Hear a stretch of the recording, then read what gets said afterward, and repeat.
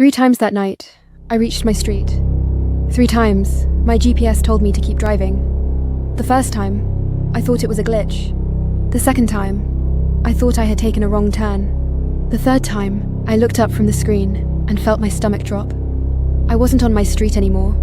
I wasn't even in my city. Yet somehow, every road I took led to the same place. A place with no address. A place that shouldn't have existed. And according to my GPS, I had already been there before. My name is Maya, and until last November, I thought navigation apps were the most boring pieces of technology ever created. You type in an address, follow the blue line, and arrive where you're supposed to go. That's it. I've worked as a freelance photographer for years, and I've spent countless nights driving home after events. Long drives never bothered me. If anything, I enjoyed them. There was something relaxing about having an empty road ahead of me, and nothing but music and headlights to keep me company. That's why what happened that night made no sense. I had spent the entire day photographing an engagement party in a small town about 2 hours from home. The event ran later than expected, and by the time I packed up my equipment and loaded everything into my car, it was nearly 1 a.m. The roads were quiet as I started the drive back. About half an hour later, I stopped at a gas station for coffee. While I was paying, my phone automatically updated a few apps. I barely noticed it. I grabbed my coffee, got back into my car, plugged my phone into the charger, and opened my GPS.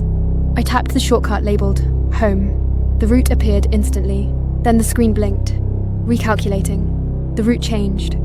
Instead of leading toward my apartment, the blue line stretched northeast toward a set of coordinates I'd never seen before. There was no street name, no landmark, no destination title, just numbers. I frowned and manually entered my address. The GPS accepted it. For a moment, the correct route appeared.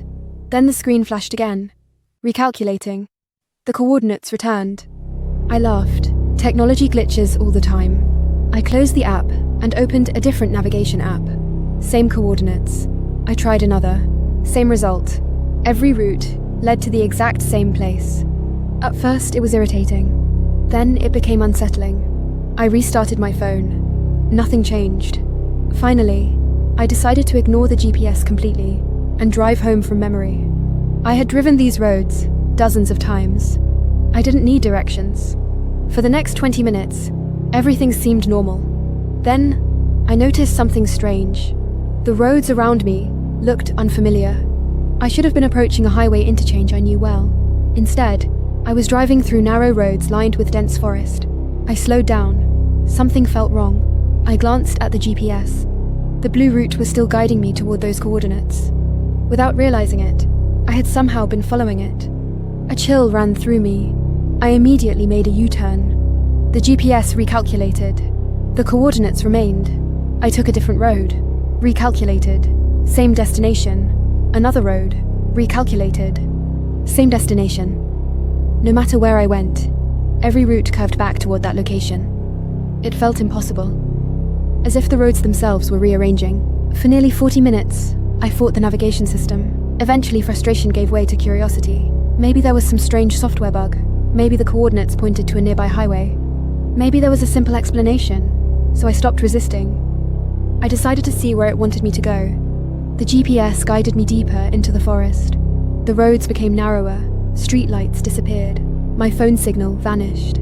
The farther I drove, the more isolated everything became. Eventually, I found myself on a road that wasn't marked on any map. The pavement was cracked and uneven. Trees leaned over it from both sides, creating a dark tunnel ahead. I should have turned around. Instead, I kept driving. A few minutes later, the GPS announced that I was approaching my destination. The trees opened up, and there it was, a massive concrete building standing alone in the darkness. My headlights swept across rows of black windows. The structure looked abandoned. It was enormous. At least 6 stories tall, with faded walls and broken fencing surrounding the property. No signs. No lights. No indication of what the building had ever been used for. The GPS spoke. Destination reached. Then the screen flickered. The words disappeared. A new message appeared. Welcome back, Maya. Every hair on my arm stood up. I had never entered my name into the app, and I had never been to that building. At least, I didn't think I had. I sat there, staring at the screen. Then I noticed something. One window on the 3rd floor was glowing. A faint yellow light, Someone was inside. For several minutes, I argued with myself. Leave. Drive away. Forget this place exists. Instead, I grabbed my flashlight and stepped out of the car. The silence hit me immediately. No insects, no wind, no distant traffic, nothing. It wasn't quiet. It was silent, like every sound had been erased. The front doors of the building stood slightly open, as though someone had been expecting me. I hated the idea, but curiosity won. I stepped inside. The interior looked like an office building, frozen in time. Dust covered the floors. Old papers were scattered across desks, yet somehow it didn't feel abandoned. It felt paused, like people had simply disappeared in the middle of their work. The yellow light seemed to be coming from upstairs. I followed it. Every step echoed through the empty hallways. The deeper I went, the stronger the feeling became, that strange sense of familiarity. Not because I'd been there before, because somehow I felt like I was supposed to be there. Eventually I reached a room filled with computer terminals. Most of them were dead. One was still running. The screen glowed softly in the darkness. I approached it. Rows of names filled the display. Hundreds of them, maybe thousands, each accompanied by a date. At first, I didn't understand what I was looking at. Then, I recognized one of the names. A woman whose disappearance had made national news years ago. Then another, and another. Missing people. Every name belonged to someone who had vanished. My chest tightened. I scrolled further down, and found my own name. Maya Thomas. Directly beneath it was tomorrow's date. Next to the date was a status. Expected return. I froze. My heart began hammering. Expected return? What did that even mean? Then I heard something. A scraping sound. Slow, deliberate, behind me. I spun around. The room was empty. Another scrape echoed through the hallway.